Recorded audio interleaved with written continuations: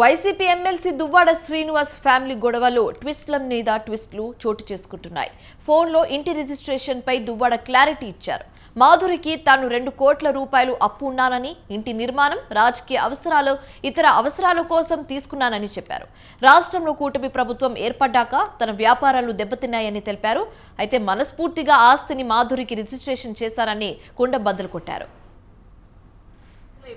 1 month back వాణి వచ్చి తన ఒక 100 మంది మనుషులతో వచ్చి ట్రెస్ పాస్ చేసి లోపలికి వచ్చి ఈ హౌస్ కూడా ఆక్యుపై చేసుకోవడానికి ట్రై చేసి కోర్టు కూడా ఆశ్రయించింది. నేను కోర్టు వారి నిర్ణయానికి ఎప్పుడు కూడా గౌరవిస్తాను. నేను కోర్టుకి నేను ఎప్పుడు ఎగ్నెస్ట్ కాదు.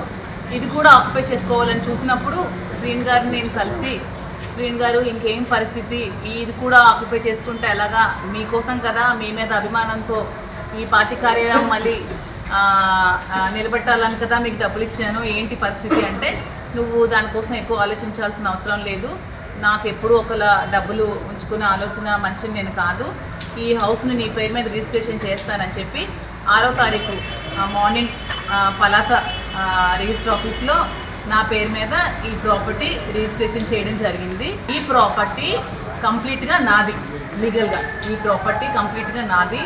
సో ఈ ప్రాపర్టీకి వాణి కానీ, దానికి సంబంధించిన వ్యక్తులు కానీ, అనుచరులు కానీ ఎవ్వరు కూడా రావడానికి ఎటువంటి రైట్ లేదు.